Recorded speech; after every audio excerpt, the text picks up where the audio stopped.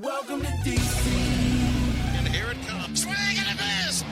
And a World Series Game 7 winning Curly W is in the books. Dagger! It's 1974. The Washington Capitals are the 2018 Stanley Cup champions. Don't like that. I like that. You gotta like that, right? Despite all this, despite the churn, my approval ratings keep going up. We are ready to give our 500% support back to this franchise, back to this city, back to this team after Snyder leaves. And then this is the poo-poo you put on the field. For the very first time, the Washington Mystics are WNBA champions. The Washington Commanders select Jayden Daniels. I'm going to support fake teams that can't ruin my life. Did you call bank? I call game. Thank you. Sorry to keep you waiting. Complicated business. Well, hello, boys. This is Defeating the Curse, the NFC Championship Round Edition. I honestly still can't believe we are here, FP, talking about a team that is alive in mid-January that gets to go on the road to play a divisional rival for the freaking championship in the NFC. We've all been fired up all weekend long.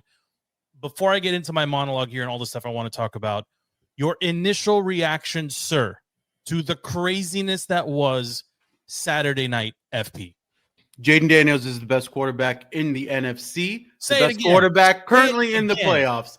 Jayden Daniels is the best quarterback in the NFC, hands down. He is the rookie of the year, and I don't want to hear anything about 100%. anybody. 100%. He is the NFL MVP. And anybody challenge me on this, I'm ready to fight over this. Dan Quinn, I'm not the biggest DQ guy, coach of the year. All of them stacked on one team. Andy, you've been watching football as long as both of us. What was your initial reaction on Saturday night? Initial reaction was definitely JD. Rookie, came to perform, high pressure situation, best team in the NFC, the number one seed. We go in there, cool as a cucumber. Jayden Daniels performs. Very, very little to criticize on his performance. That was my initial thought for sure. Hands down. JD. It's crazy, boys. It is insane to think that in the span of exactly 12 months, right? Adam Peters' day, FP, that's your boy. Adam Peters' day was last week, the 1-year anniversary of his hire. He came in here and immediately no-sold the roster, said there's work to do, whatever, got to work, and here we are. I want to talk. Let's work our way through the game. But before we actually get to the X's and O's in the box score, I want to talk about one player in particular. And it's not Jayden. I want to talk about Marshawn Lattimore. I want to talk about Lattimore. I thought you were going to say Sanders still, but okay. Well, you know what you were going to get. Mikey's been playing the same way pretty much the entire season. Marshawn Lattimore, for me, and we had this huge debate last week about the larger liability, the bigger liability, right? Because and my point last week was going into Detroit, yes, you need B-Rob to be better, but you have other options and mechanisms and tomfoolery and things you can do to rush the ball. You don't have a replacement for Lattimore. Lattimore got targeted once, big fat 0 catches, and he was active swarming the ball. He made himself present, but he played. We'll talk about Jayden at length here. Basically a perfect game from Jayden. It was freaking a perfect game from Lattimore as well. Lattimore, for me, he's going to get buried in the box score, and people, he hasn't been here the entire season. He missed a bunch of games. Yes. There is no one right now outside of a few people on this offense or on the team altogether. Maybe he might be the third most important player on the entire team right now. You're 4-0 when he sees the field. He played a freaking near perfect game against a team that was loaded with options. And again, we can talk about Jayden and his perfect game. I want to just give props here and say Marshawn Lattimore showed up, he showed out, and if this continues, it will be largely because of him. Yeah, you have to give your flowers to Lattimore, absolutely. And we won't discuss the debate last week about it wasn't more Evans or was it Lattimore's rust, whatever. He came in this game and he did his job. And the whole purpose of that trade was just the threat of Lattimore should essentially make the job easier for your defense. And that's exactly what happened. If quarterbacks don't even want to look his way and attempt to challenge him, it's easier for the entire defense. Now, going into next week, and whenever we decide to discuss next week, there's a big test for him again. We can get there, but right now, in this tunnel vision of what happened against the Lions, against that number one offense, he did exactly what you needed him to do, and that's what allowed Sanders still to have a big game. That's what allowed Quan Martin to float and get the Quan, pick we six. haven't said Quan's name in weeks. That's weeks. exactly what's happening. Is the threat of Lattimore on that field makes life so much easier for the rest of the secondary back there. Honestly, it was the entire defense as a whole. The defensive line continued to put pressure on Goff, made things easier for the linebackers, made things easier for the secondary. It was a one defense mentality, and they all played complementary football. They put pressure on Goff. Goff rushed the ball. Goff didn't look You're right. Lattimore's way. And we said that. We said that last week too. We said for this to play out the way we hoped it would, Jayden and the offense would have to be freaking near perfect. And they were near perfect. I mean, how many 3 and outs were there in the game? One punt? And one punt, I think, right? And it was inside the 10. They pinned him inside the 10. The one failed fourth down. Sure. Play, Listen, I can't do the fourth down. I understand this is DQ's kind of MO, and he's taking it to a team, and you're the underdog, and you're trying to bully the bully, and I understand why he keeps going for it on fourth. But that first one in the first quarter, just take the freaking points, man. Like sometimes you just got to take the points and then work your way from there. But just to bring it back, we said last week the offense would have to be perfect, no mistakes. And they literally were perfect with no mistakes. Yeah. You would need to run the ball, control the clock. They did all those things. And I said, can you force Goff into 1 or 2 mistakes? They forced him into a whole bunch of mistakes, right? A ton of mistakes. And we've seen that from him in the past. And I do feel as happy and excited as I am as a lifelong Skins fan who's been dealing with this misery franchise for 30 years or whatever it is. A part of me, I honestly, like what I learned about the Lions, Goff isn't going to be the reason you win it all. Like you just can't overcome when you're in the final 8 or final 4, as we are right now. Teams will make you pay for your mistakes, and Goff just makes too many in big moments. And it happened earlier in the season too, and it happened again on Saturday. It makes McVay and the Stafford trade just age like a fine wine the more you look at it. Like I understand that Goff was the key piece, and the Lions built around and added all the weapons and Ben Johnson and stabilizer. They did all that. He was the stabilizer, but there's a very clear ceiling with Goff. He's Goff. not going to be the champion. No, he's not going to be able to take them over the hump, because when it comes down to playoff football, playoff teams, clear slate, you need that Jayden Daniels, you need that Pat Mahomes, you need that Josh Allen, you need that magic to really carry you deeper into the playoffs. And Goff is great. He's great. But I mean, I was saying it all week up until the game that I was not scared of that Lions team. I wasn't scared of their defense. I wasn't scared of their offense, because a lot of those points on the offense were because they went against bad QBs and they gave Goff. I hear you on all that, but Goff also wasn't helped by Ben Johnson, right? Like Ben Johnson, he dug his own grave, and I do want to spend a minute on this too, right? You can't. You're like, this is the biggest game in the franchise's history, and I'm not being facetious. Like the Lions hosting with as an overwhelming favorite, a 9-point favorite in their building, as the overall one. Like you are. We heard it from the Big D podcast, right? Where's that guy today? But last week, we're 60 minutes and blah, blah, and you've got the Lions and whatever. Well, Ben Johnson, if he had just turned, if his game plan was Goff, you're going to turn around and hand the ball to Jahmyr Gibbs 20 times, 25 times.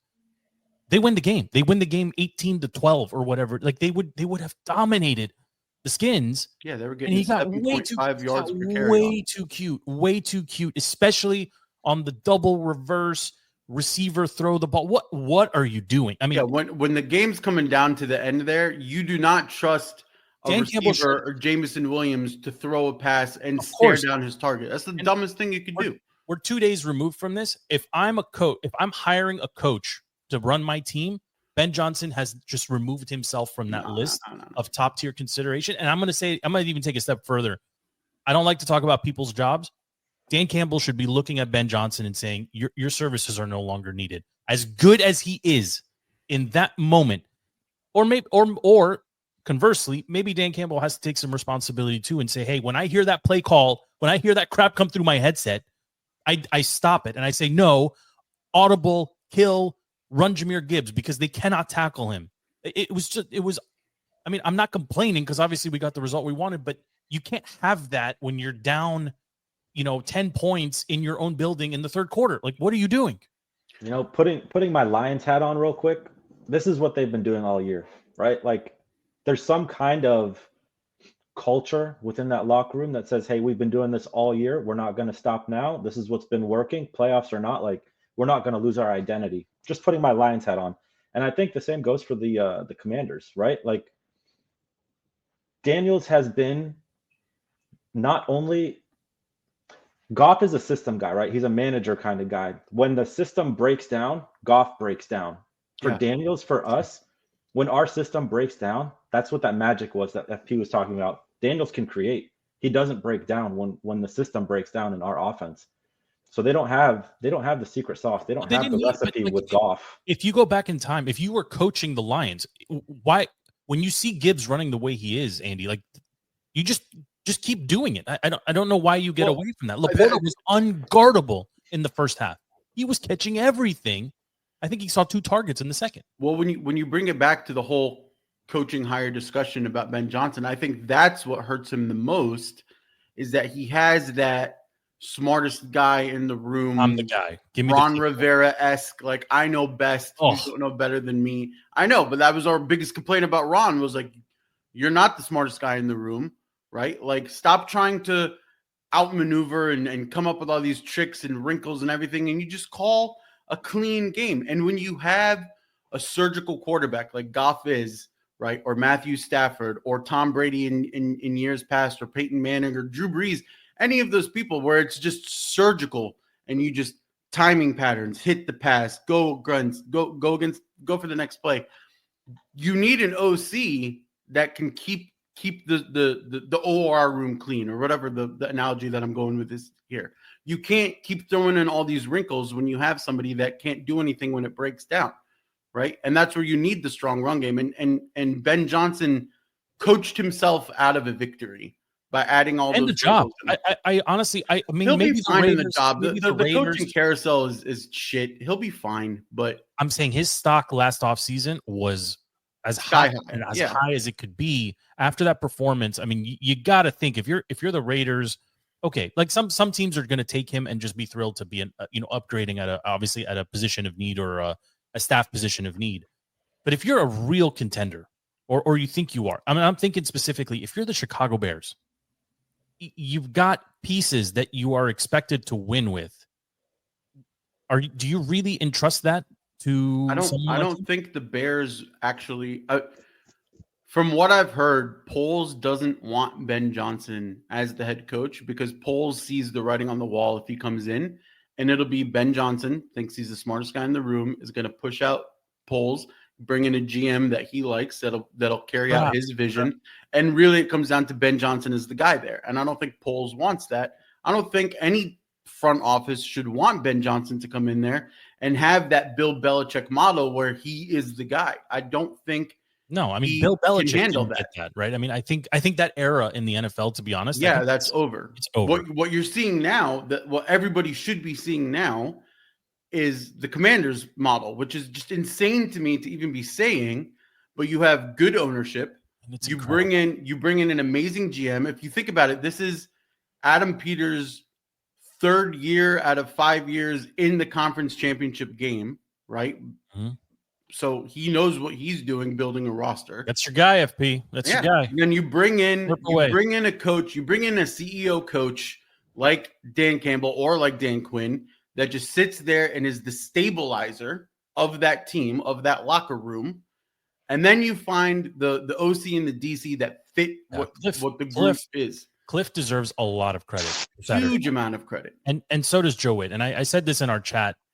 We were late or early Sunday morning, I guess, after the game had ended, and kind of a couple of drinks deep. But yeah, I said, I think, if you're looking at the Commanders coaching roster, I think Joe Witt is more valuable long term than Cliff. I love Cliff. I don't want either of them to leave, but you can't, like, the job Witt has done, because in the end of the day, Cliff has skill position guys. Zach Ertz has been incredible all season long, and that continued on Saturday. Terry McLaurin put all of the hubbub and the chatter about, like, where does he rank against the alpha A1A guys? Forget all about all that stuff. He's still playing January football right now. He belongs in the conversation. Done. And he's got Jayden, right? So Cliff has got pieces to move around. Really think about what Witt inherited, what he had to build on the fly, and the pieces that he has made work, here and there. I mean, it is a patchwork defense. And I'll tell you, boys, I don't want to get like super far ahead of myself here. It feels a lot like Mahomes and the first Chiefs run, where you didn't really know how good the team could be or would be. You just had enough horsepower in certain places where you can kind of keep it rolling. I don't want to get too far. But Joe Witt, I don't want to take anything away from Joe Witt, but Joe Witt was brought in under DQ because DQ knew what he could do in Dallas, and they were already synced. Yeah, but what I'm saying is, I wasn't here. Think about all the key contributors. All the key contributors are new. But I'm saying that's more of an AP DQ thing, not a Joe Witt thing. Love AP. My God. But look, listen, the pieces that AP brought in, who do you think AP is having these conversations with? He's having this conversation with Dan Quinn about what do you want this defense to look like? Dan Quinn is the one that has the relationship with Bobby Wagner. Dan Quinn is the one that's like, go get me Luvu and Chin.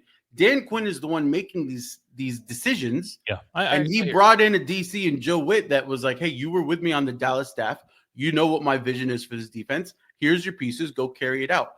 If you lose Joe Witt, you still have Dan Quinn. So I don't think that defense necessarily takes a hit because he'll just find somebody else or elevate somebody else that knows the system. You're saying it's the Belichick model. Well, it's the Belichick model when it comes just to the defense, right? Belichick oversaw everything else. But Belichick was a defense guy, and he largely focused on the defense. Exactly. I hear you. Getting back to the game itself on Saturday, anything really stand out from a box score perspective to you guys? I mean, I'll tell you, for me, it was Brian Johnson. He showed up. This is his best game in maybe the entire season. Thank you. He played phenomenal. I mean, he did exactly what the team asked him to do, which was plow his way forward for 3 or 4 yards at a time consistently. And we can talk about injuries on the O-line. The rushing attack for the team, it was the best it looked for maybe a month and a half. It just looked great to me. Again, just an observer on TV watching, it looked great. Andy, did anything jump up to you box score wise? The box score wise was that Chris Rodriguez wasn't in the stat sheet. I am a huge fan of C-Rod. I need him. He's angry when he runs. He's angry. Like, you're talking McNichols. C-Rod was deactivated. No, that's what I'm saying. I would love to see C-Rod on the stat sheet. I'm mad that he's not active. I think McNichols and B-Rob bring the same kind of run style, but C-Rod brings a different dimension to the offense when it comes to running. He's tiny. He's explosive. But he runs angry. He gets swallowed up by a Jalen Carter. He's not a big body to go in there and break through the line. Like, you need B-Rob to be at B-Rob's best, which is what we saw in Detroit. And you need Eckler to be at Eckler's best. Eckler looked great. McNichols adds the shiftiness that B-Rob doesn't have. C-Rod is fantastic. He's great. I love C-Rod. But I think I'm in agreement with, of the 4 running backs in your room, C-Rod is probably the one that doesn't have to be inactive. Yeah, I don't question the decision, right? Andy doesn't like that answer. I know. Well, I don't think they were looking for a home run hitter in this one. Like, if you want to control the clock, you've got to consistently get 2.5, 3.5, 4 yards. Just you got to be able to push that line forward and see what happens. And they were able to do it. So I'm not upset about it, but I agree that he gives them something that the other running backs don't. Eckler looked great, finally looked healthy as well. You know, he had a couple of spirited runs, let's say, with, you know, catch with the ball after catch. The thing that jumped out to me, I felt like Cliff made it a point to work Diami actively into the game plan. I'm not going to take it any further than that and say there was some chatter about, you know, this was to kind of stick a finger or point a finger at Amon-Ra St. Brown because of what St. Brown said last year. I don't think they actually care that much. That quote was largely taken out of context from 2 years ago when they were drafted. But Diami was featured early and often, targeted deep down the field consistently, almost in that role that OZ had been playing. And the catch he made, I know we say this a lot. I don't think I've ever seen a catch like that where the defender's hand is inside of his face mask, literally poking him in the eye, and he still caught it 40 yards down the field. You know what I love? A great game. You know what I love about kind of the way that our offense is taking shape is you can't really put Daniels aside. You can't really game plan for a single player on our offense, right? Absolutely. You can't be Philadelphia and be like, all right, we're going to come in. Obviously, Terry, you can come in and game plan against Terry, but then you have, hey, is it going to be OZ that steps up? Is it going to be Diami that steps up? Is Eckler going to have 10 receptions and 150 yards that game? Right? Like, you can't necessarily game plan for our players anymore, and I love it. Heroes on this team. It's actually the opposite of the Eagles, where you can game plan for one specific player named Saquon Barkley. You just got to, like, he can't be the reason you lose this game, right? If it doesn't work out our way, and we'll talk about this later in the week, get beat because AJ Brown went bananas, I can live with it because it would be an outlier from how the team has been playing and focused, right? If the quarterback isn't 100%, they're going to be leaning on the running back. Like, it is the worst kept secret in the world. Like, the Eagles, to win, have to run Saquon into the ground, and he is more than capable of multiple home runs, you know, during the course of a game. I mean, we actually saw it a little bit yesterday with the Ravens. I don't know if you boys watched that one too. And if the Ravens had done what I was saying, the Lions would just turn around and hand the ball to Derrick Henry and let him fall forward for 4 yards at a time, they win the game. Yeah. They win the game. See, the Eagles are going to do that, though. The Eagles will do that. Sure. And I expect the Commanders to be ready for them. I expect Wagner and Luvu and even Newton. I like you cannot let him turn 3-yard runs or 5-yard runs into 15 and 20-yard runs. Like, you just can't do it. The scary part is with Gibbs and Detroit, they did it and they got away from it. I really don't understand what Ben Johnson was looking at. Well, they got away from it because when our offense was on the field, we were not settling for field goals, and it was just touchdown after touchdown after touchdown after touchdown. Suddenly the Lions felt like they needed to air it out. And that's, if you could force the Eagles into a shootout, the Eagles are not equipped for a shootout. The one thing we did against the Eagles, and we can talk about, again, Kenny Pickett and whatever. Yeah. Jayden had a great game, and the offense actually played great. I mean, but Jalen Hurts is not equipped for a shootout. Pickett might be. Jalen Hurts is not. I mean, but with regards to the Lions in particular, I mean, the fear was, could you keep pace with them? And the answer was, yeah. Like, anybody who is concerned, myself included, about the Commanders being able to consistently move the ball and get points, like, that shouldn't be the concern anymore. Like, they can go get points. It's, can you make stops? Sandestro with 2 picks is, I mean, that is just coming out party. It's incredible. I mean, and they weren't like fluky picks either. In both cases, in the first one in the end zone to end I think it was the end of the stride for stride with Jameson and undercuts. Yeah. I mean, you want to talk about, like, if I'm a Lions fan, I'm looking specifically at one player and I'm saying, why isn't Jameson coming back to that ball? Like, that's like a week 1 of high school or even college level thing. Like, if the ball is in the air and it looks like it's sailing, like, you as a receiver have to adjust and come back to the ball, especially when you're in the end zone. He was just running his route and he got undercut by Mikey. On the second one, the receiver wasn't open, wasn't even looking. Like, the play was busted. Like, you got to, at some point, just bury it or run out of bounds or do something else with that's it. what happens when you have a wide receiver throwing the pass. But that's what I'm saying. But it's the same guy in both, and everybody was so excited because he was humping the ground after his long run. And look, it was a great play, great call, right? It was a well designed play, and he executed it perfectly. But again, to me, you can't put like Goff made a mistake on the first one. Ben Johnson failed the team on the second one. Yeah. I mean, the whole thing with this game, I don't think any of us ever doubted that Jayden Daniels was going to be able to get the points or lead this team to get points. And it goes exactly back to what Andy was saying is you can't game plan for this offense, right? Aaron Glenn is the other highly favored one in the coaching carousel, and everybody wants him. Everybody wants him because that defense, with all of their injuries, was still a top 10 defense, right? And he couldn't figure out a way to stop Jayden Daniels and Cliff. And you don't know if it's going to be Diami or OZ or Jamison Crowder like the Eagles or Ertz or freaking Bates catching a game-sealing third down pass for a first. Like, you cannot plan for anything that this office puts out there. And it's just, I just need to dial it back. I mean, we're in the championship game. Yes. After taking out the 1 seed at This home. team won it's just 4 games last year. It's just insanity to me. And just like, I don't want to go too future with it, but it's like there's a lot of history repeating itself with that 91 season or records that we're breaking since the 91 season. And if you give me a Washington Buffalo Super Bowl, I'm just saying. At this point, you would, I mean, unless you're a fan of the opposing team, I feel like the entire country's riding with the Commanders at this point. The entire country's riding with Washington and with Buffalo. I think if you go back a couple of weeks and ask people their ideal matchup, they would have said Buffalo, Philly. But the way that this has played out over the last, month, let's say, it's hard to cheer. I mean, I have friends in California that are Chargers fans. We all know a few people in Texas too.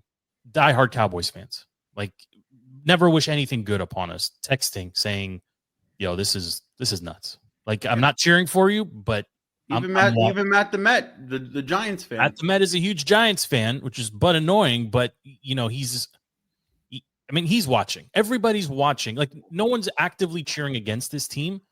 And again, they're like the darlings of the league right now. Like, who's going to pick against them? You've got a quarterback that everybody loves. Like, he's extremely likable, like grounded. And I was reading this morning, actually, they were talking about the VR. Did you see this thing about the VR training? He's going to change the entire league. It's not just that he's doing VR training, FP. It's that he's doing it at 1.75 speed. Yeah. That's wild. That's how I listen to this show, to the podcast. I'm doing it at that speed. So when you slow it down to real time, like, how do you trick him at that point if everything is moving so slow for him? I honestly, like, the sky's the limit at this point. But who had them scoring 45 points in Detroit? Not me. I know you did, FP. I know. The homer in me's big, baby. Yeah, but at this point, Andy's over here sipping Kool-Aid, literally sipping Kool-Aid. I mean, we all made the heart pick last week, right? It was with our hearts. We said, hey, they're going to win this game. But I'm not picking with my heart this week. I'm looking at a team that is equipped to win in Philly and likely will. We'll make predictions later on. But, anything else really stand out from Saturday? Again, I what does stand out? One thing that's kind of been the theme of this entire playoff run. There's no pressure, right? Like, they are not playing with any pressure. But honestly, Andy, you don't feel a little bit now? Like, you're this close? I really don't. And it's not like a false sense of confidence or anything like that. It's just like we, as a fan base, I feel like we have exceeded expectation, or the team has exceeded expectations. Yes. That it's no matter what happens, like, this is a win this season. Obviously, we want more and we need more. But coming into it, like, put your Detroit hat on, right? They're the number 1 seed. They've been in the driver's seat the past 2 years, right? In the NFC. The pressure was high on them. It was like, we have to win. And that weighs on the players. That weighs on the coaching staff, it was right? a real pressure too, because they're having a brain leak on that team, right? If they're going to lose both their coordinators, and they have a CEO coach, right? This was the one more run. Yeah, this was the one more. Joe's whole issue with us hiring Dan Quinn was he's a CEO coach, right? He doesn't actually control what happens on the defense or the offense. And once that window closes, because you're doing so well and your guys get poached, then you're kind of in a forced rebuild. I'm not saying the Lions are in a forced rebuild, but I don't think they're 1 seed next year if they lose both coordinators. So yeah, the pressure's off of us because Joe Wood's not going anywhere, even though the Jets interviewed him or whatever. And Cliff said he's probably not going to go anywhere. And why would you leave? Like why would you leave outside right now? of money? Why would you abandon Jayden Daniels in his rookie after his rookie campaign? Like he's not a rookie. I mean, I think it was Romo that said it. He is not a rookie anymore. Right. And I think that's why I think that's what makes us one of the most dangerous teams of the Final Four that are left, is that we have no pressure on our shoulders. Sure. No you weight. also got $100 million in the bank to go spend on upgrading next season. So like, as the schedule will get harder, the team should get better. Yeah. The team should get better. Right. So like it is true. I mean, listen, we're all homers here, and I had them winning 11 games way back in before the season kicked off. Right. And it was tongue in cheek. I didn't actually expect it. But I'll be honest, at least for myself, there's 60 minutes from the Super Bowl. Like, there's never a guarantee you get back to this.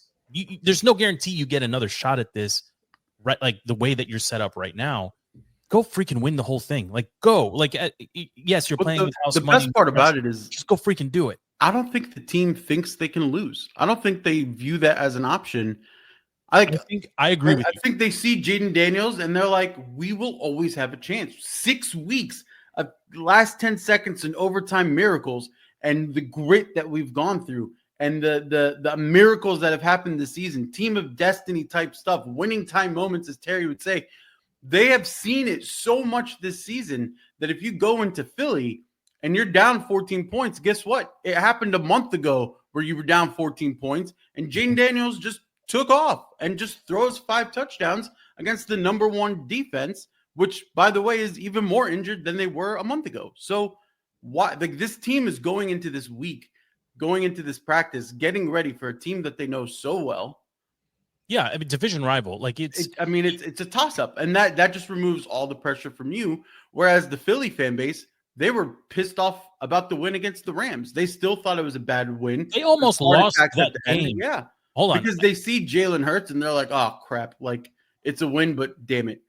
The Rams were 11 yards from winning that game yesterday. Yeah.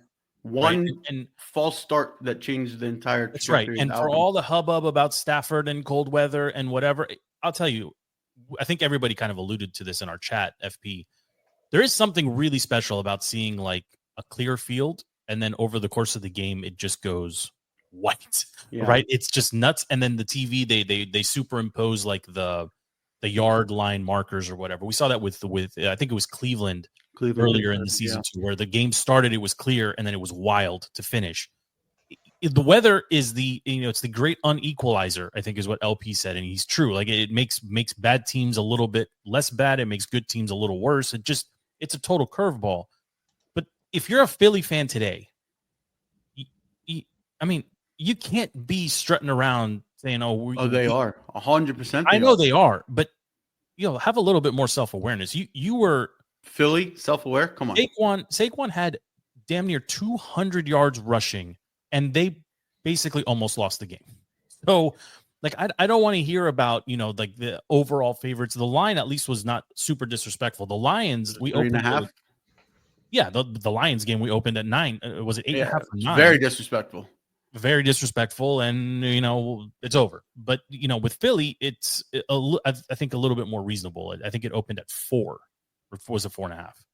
I don't know. I think it's come down to 3.5 now. Money's going to come in on the skins, and it's going to move the line a lot. But if you're the Lions, and this is the last thing I'll say about them, the coordinator problem and the coaching problem is one that they'll deal with. If Dan Campbell's there, I think he has proven himself to be that leader of men, to your point, FP, and he's going to get new people or next up in those coaching ranks and kind of move them forward. They have to address quarterback. As unfortunately, Goff, like, this is his ceiling. They're one Matthew Stafford away from a Super Bowl. They are, right? And Goff, a couple of weeks ago, I would have said, go get Kirk. He can stand there and pepper the ball around the field, but he's actually a huge downgrade over Goff. So, like, they need to address that position. Because I just don't, with all the talent around him, Amon-Ra St. Brown and Jameson Williams and Laporta and Gibbs and Montgomery, to still fall short the way they did, this wasn't, I hate to even say it, this was a beatdown. I mean, this was not a close game Not at all. And if DQ takes some of these points early on, it's 50. So the Lions are, I feel for their fan base. The word in the stadium was that there was a lot of congratulating and like high-fiving and like, pumping up, go take care of business against Philly and whatever, like very polite fan base. Basically the opposite of what we're going to deal with in Philly next week between the batteries and, getting pissed C off. Words That's okay. Like we'll deal with it. But if you're the Lions, like what you have to address golf, right? Like there's no other solution here. There's no way to proceed forward. And maybe the Luvu hit knocked him out or took a little bit more out of him. Don't anybody that talks about that Luvu hit, it was a big hit. It was a big. He threw a pick six before the hit. I know. I'm not saying it was dirty or anything. I'm just saying maybe he got his clock run just a little bit more. Maybe, but that's what happens in football. It's just called a football hit.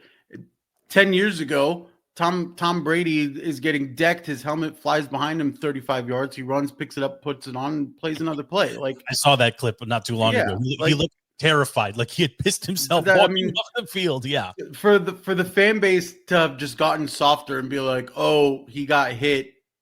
Yeah, it's the opposite of Mahomes pulling up short to the sideline to try to get try to draw. He's introducing flopping into the NFL. It's terrible. Boy, Vontaze wants to come back out of retirement just to take out. Yeah, I sent you that. Yeah, I would love it.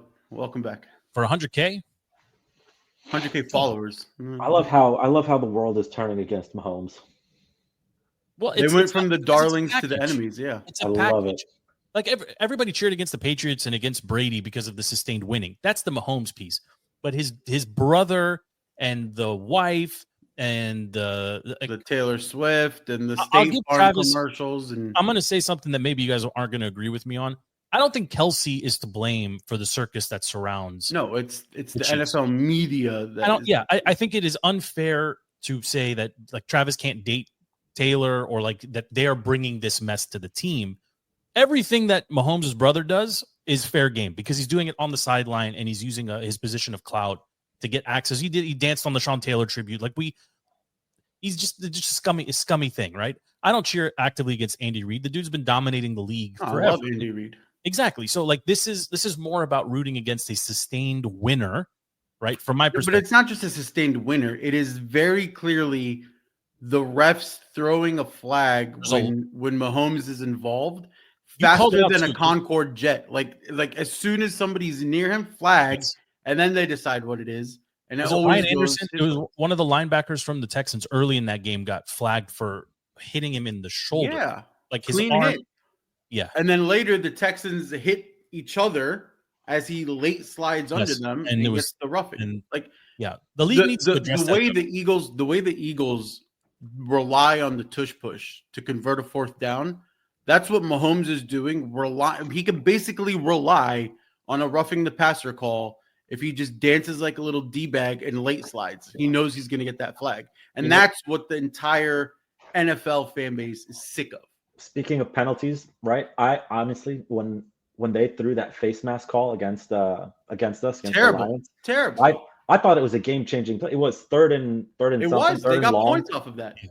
I thought that was the end. I thought that was the turning point in the game, though. I was like, this is a game-changing penalty where all of our momentum and everything that we've been doing, and this is the turning point right here.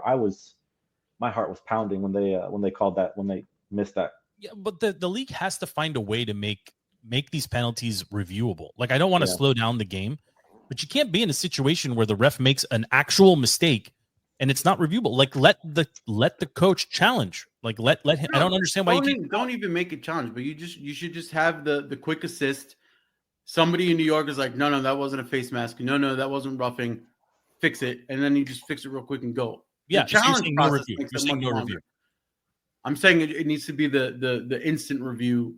I'm for that solution, but I also think that coaches should be able to challenge any play at any time, any flag. That delays the game, but it's still longer.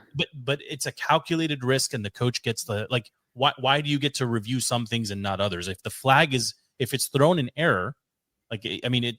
So you're saying if flag is thrown, challenge, but you can't just challenge everything. No, you still have 2 challenges, but you can use it on anything. So if it's only if a flag is thrown on anything, It's like the NBA, like the NBA. Yeah, if your player got face masked and it wasn't called, throw a flag. And no, see that's going to delay the crap out of the game. It can't delay it any. It's the same amount of challenges. Like it's not going to. Why would it delay anything further? It's the same amount of challenges. It takes pressure off of the refs having to get, because right now FP they err on the side of it was a penalty, and when they throw the flag or call the penalty, you can't challenge it. You can't challenge fake PIs or non-face masks, right? We saw one like Andy was saying. You can't challenge any of that. So take that pressure off of them. I like your solution of there's an official third eye or whatever in New York that's watching everything and can override it. But if the coach sees something and wants it called, call it. Like hockey. He's holding my guy. Like hockey or like Premier League, right? Just bring in very clearly. VAR, dude. I hate VAR. That's why. No. VAR is terrible because they have to tweak it to adjust for like it's for angles. So because the guys but we're not worrying. I'm not saying use it for offsides and misaligned formations and all. I'm saying you use it for 50,000 camera angles and that they can see whatever they need to see, because the problem that we're running into now is the ref feeds are not the same as the broadcast feeds. Where VAR could be very helpful for the league is if you put the chip in the ball and use that to actually denote where forward progress ends.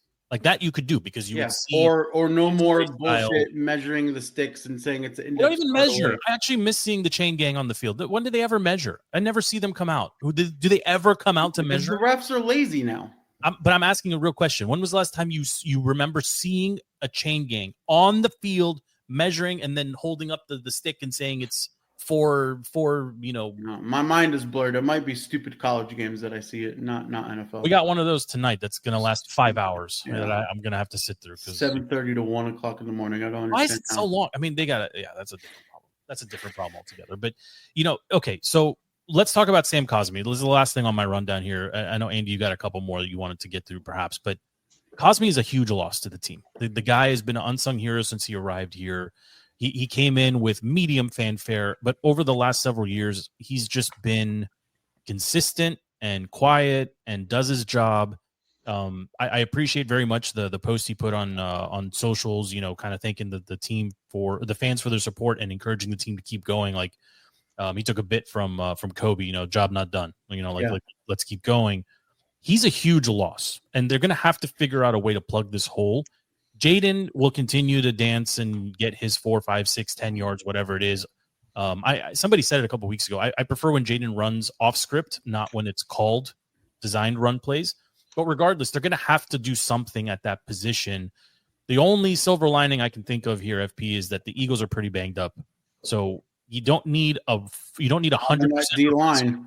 I know, but you don't need 100% replacement of Cosmi. You need like a 70-80%, and probably, I think, is it Dennis Scott? Trent Scott. Yeah, Dennis Scott shoots threes for the Orlando Magic in the 90s. This would be. He did great against the Lions. Like you almost didn't miss a beat. And yes, it's costly to lose Cosmi, but right guard is right guard, right? It's not the most important O-line position. But I think having him out there, having that fatty out there. He's fantastic. He's a stabilizing force. But we're also not one of those offenses where Cliff isn't constantly calling counters and having his linemen pull and all that stuff. If that was the type of offense that we had, call a ton of these bubble screens where Cosmi's getting down the field and leveling people. Going out for a screen is easier to adapt if you're not used to it, as opposed to counters and pulling. Insider information as a former player yourself. Well, are you telling me? Just think about like when you're learning to drive. Is it easier to learn how to do a right-handed turn or a left-handed across traffic turn? Which one's easier? Right-handed turn. Right-handed. So if you're pulling and you're going against the other traffic and across the snapping of the ball, that is a harder thing to get down with your timing. That is not the offense we run. But if you're going out to do the screens, that's an easier thing to pick up on the fly that Trent Scott can do. So you're not anticipating a fall off here. I don't think there's going to be a big fall because Trent Scott is a big fat refrigerator, and all he needs to do is just like sit on Jalen Carter. Fatties, by the way, I love Johnny Newton. I love Johnny. I love the energy he plays for. I know he's got a quick twitch too.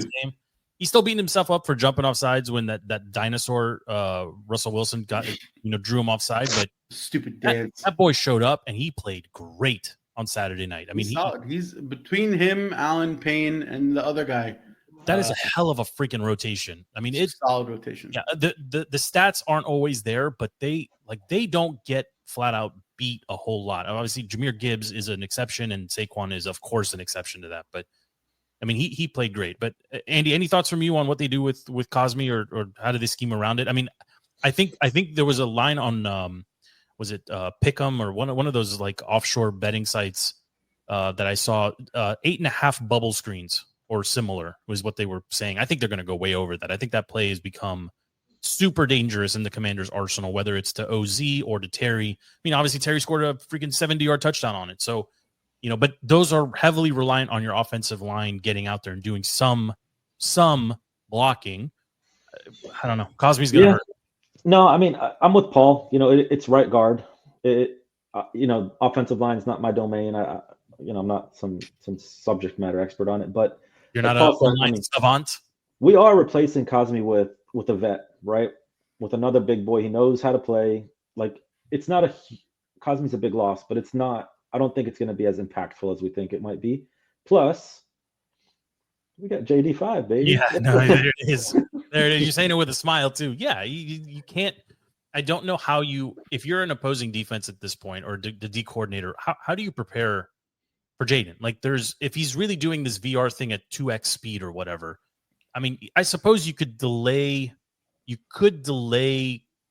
showing your blitz, but then you risk the offense quick snapping, right, and just kind of going into their play. The whole reason you kind of threw off the Lions and you didn't care about how loud that stadium was going to be is your quick tempo offense, your no huddle offense. Yeah, muddle huddle, whatever they call it. The muddle huddle. But they were also consistently snapping the ball with 9 seconds left, 10 seconds left on the play. Like, they do not wait and allow the defense. I mean, of course they can still set, but like, obviously if you're 3 seconds on the play clock as a defenseman, like, you can see the clock. Like, the snap is coming. If it's 10 or 11 or 9 and they just make you stand there for 6-7 seconds, they can come at any point in time. I was trying to figure out the timing between this thing, FP, the hand jab that they do. You know what I'm talking about? The lineman letting the center lineman telling the center. Yeah. What is the time between the karate chop and the snap? It's probably like half Mississippi. But I mean, I'm sure you practice that, right? Like, there's no way you're not practicing that timing. Yeah, you're all just going muscle memory motion on it. So it's almost going to be instantaneously. When the lineman does the karate chop, does the center just know to count one Mississippi and then snap? It comes down. It comes down into what the play call is that they're probably doing, right? Because it was constant. It was the whole night, basically. Like, obviously, because Detroit was 100. Every play call that's going to come in is going to have the snap with it and the cadence with it, and you're going to know how fast to do it or not. You saw it against the Tampa Bay when they messed up the count, right? Yes. When Baker's going turbo, and he gets it before he's ready to do it again. Like, Tampa was not going to be as loud as Detroit. Philly can't possibly be as loud as Detroit because it's not a dome. Like, the dome effect. I mean, the baseline decibel was 109. That's really freaking loud. Well, we also took the crowd out of it really quick. Yeah. We also traveled really well, though. There was MVP chants, and then hopefully we travel even better to Philly. Well, the average ticket price to get into the building in Ford Field was $855. It's like $1,500 now. As of 1 p.m. to get into stinky Philly, it's $1,500. There's no way people in Philly have that kind of money. We talked about our stat boy Robbie hit us with that last. It was the median. What are we doing here? This is a weird flex. Like, no one's gonna financially flex on Washington D.C. It's not gonna happen. So I don't know where that 1,500 is coming from. It's a big number, though. That is a big number. Jayden Daniels is it's to be able to sit all day yesterday, all day today, for the rest of the week to just take in all of the media coverage because you're one of the final 4 teams. Yes. So they can only just they have to at minimum discuss you 25% of the time. That's yes. right. It's hearing what people are saying about Jayden Daniels. Like it's not hyperbole, right? Like all of the he who shall not be named 2012 years, that was all hyperbole and gimmick and shtick. Jayden is not that guy. No. Jayden Be very has easy. everything coming. It'd be very easy for Jayden to be that guy, but he's not, right? It'd be very easy for Bobby Wagner to come in and say, I'm the vet here. Yeah. Right? Like, I'm the alpha on the team. These guys are joking like they're brothers, like hugging each other. Vibe here. Zach Ertz, very easy for him to come in and say, like, I need more balls thrown my way, right? Or demand those looks. He doesn't do that. Like Terry, first among all of them, that's just there's no the egos. Best type of receiver. Yeah. There's no egos on this team, even on the coaching side, right? There's no egos. Nobody's stubborn and like what's the guy, the offensive coordinator for the Lions? Ben Johnson. Ben Johnson, right? Yeah. Just sticking with whatever gimmick he plays. There's no Stephon Diggs on the offense. There's no egos, no side eyes. No. And you I mean, the injuries obviously factored into. We didn't talk about that much, but the Lions losing their best corner on the third play of the game. I mean, his arm. We never cheer for injuries, but that looked terrible. That was bad. Yeah. And that's when you hear the stories that like Jayden runs over and prays with the other DB. Yeah, over and and you know what? And I plays a big part in the locker room. I hate that the TVs don't show that. I actually really hate it. Like they can only force or avoid so much of the praise Jesus talk, as we sometimes say, but like that's who these guys are. Yeah, right? Like 100%. Why? Like, and it's not like one or two of them; it's all of them. Mm-hmm. So, and that like if it's not your cup of tea, that's fine. I'm sure there's Commanders fans that don't like it. I personally don't mind it. I'm not gonna say like it's my favorite, but that's fine. But you know what? When you run up to somebody after an emotionally high and or low game and stick a microphone in their face, and they're 24 years old and they're not media trained, they're not usually not the most eloquent, and you ask them for a reaction, and it's not like they're programmed to say it, but that's their initial response. Like, why are you editing that? Why edit that out? Like that's gonna come. There's a giant Gen Z wave shift where they're gonna embrace all of that a little bit more. That could be for one of our evergreen episodes, but there's a huge shift where spirituality, whatever flavor of it you choose, is being embraced by the next generation, and everybody else. Like mainstream media will adapt to that, right? But like why? But why would you? Even the Lions players, right? Like they were talking about it. Darius Slay, I watched post game with the Eagles yesterday for a little bit. This is the first thing out of his mouth. Like it's just who these guys are, right? I just don't understand the need to censor it, right? Or to move the Darius Slay interview off of Fox Big to regional or to YouTube because you didn't like what he had to say.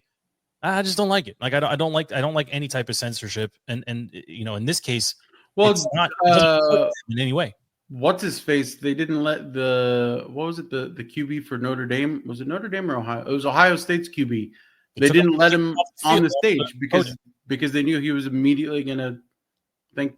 That's also ESPN, who like ESPN hates America. Oh, yeah. They wouldn't show the anthem. They wouldn't. I mean, I think Fox gotten some backlash over the anthem. Yeah, I don't know. Andy was telling me about it. What was there a national anthem thing that went on? Oh, it was just really bad. The person that they picked, it was like some rock star that was just really bad. That's it. Okay. I mean, so they showed it on TV though, right?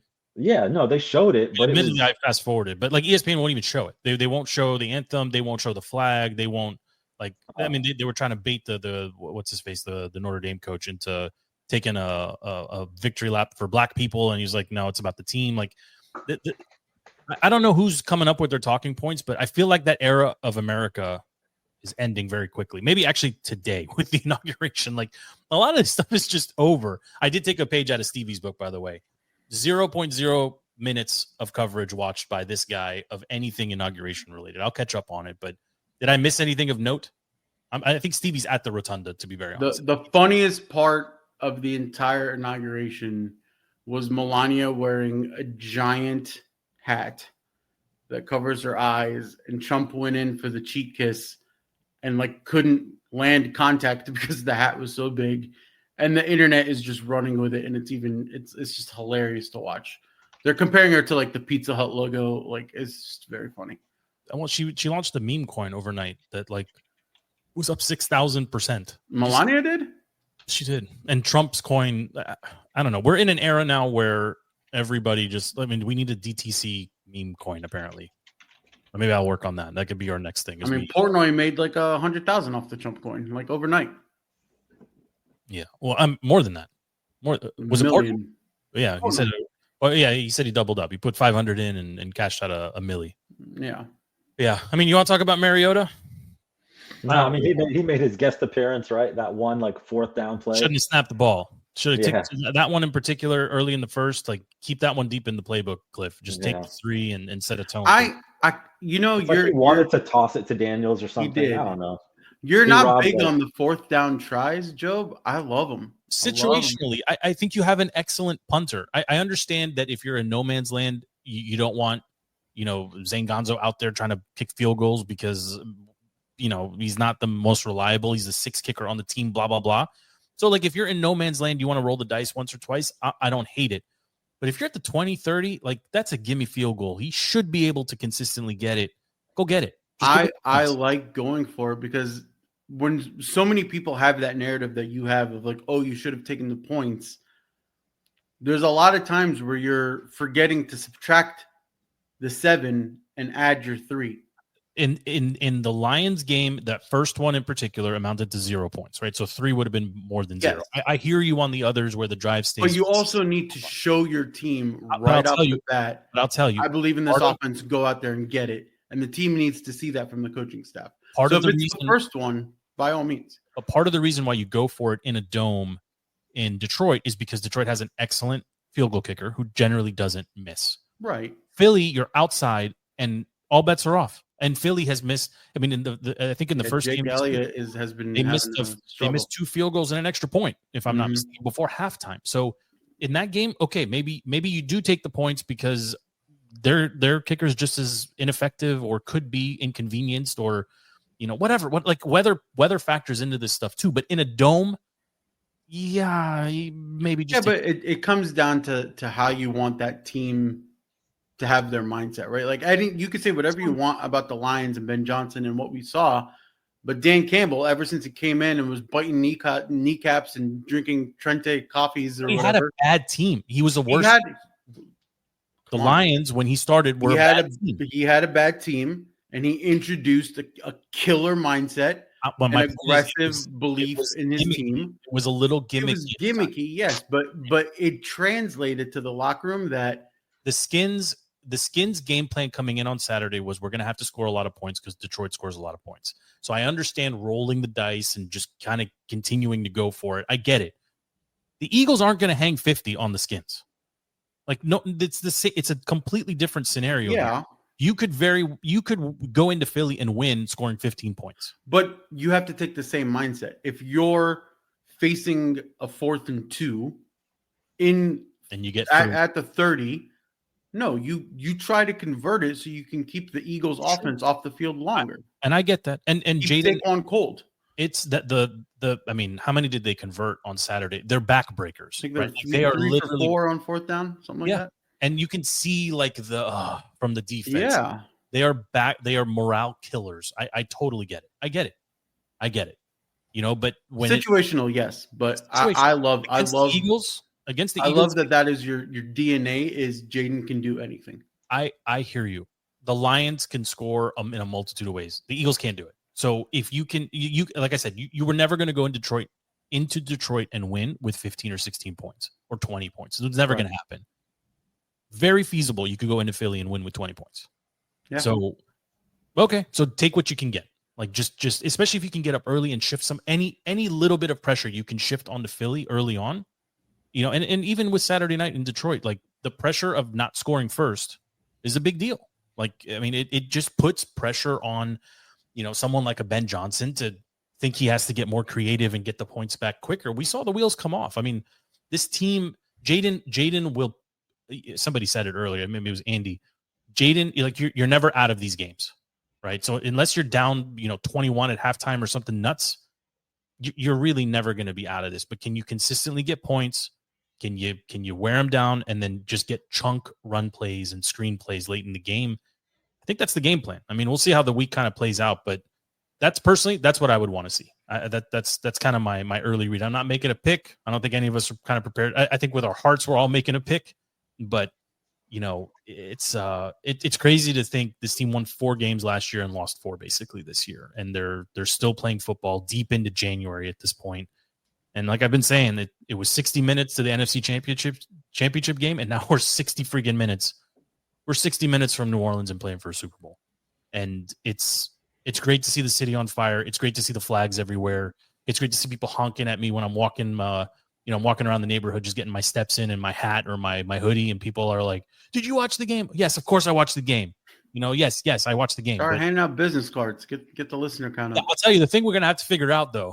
A lot of people want to watch the game in groups this week. No. Like all the casuals are here. I love everybody, and you guys know me. I invite everyone to everything, but no, can't do it. Welcome to the bandwagon. It's nice to have you. If you left and you've come back, welcome back. No hard feelings. Do not watch the game with me. Please watch by yourself. Stevie wanted to charge people like a cover to like watch with the show, which I thought was interesting, but like I'm excited everybody's here and everybody. We could have a DTC satellite watch party at a Glory Days or something. Sure. FB won't be there.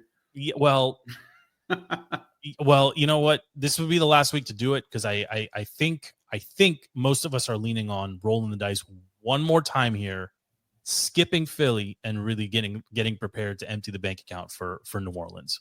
I maybe not you, but I there's no way. Superstition runs deep over here. So you're going to be watching in your underwear with LP on an 1.5-hour tape delay, just like every other week. If that's the reason we've been winning, you're welcome. I'm going to say thank you in advance, FP. Andy, any final thoughts before we put a bow on this one?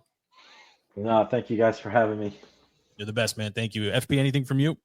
Yeah, one tidbit that I loved, and I'll wrap it up quick.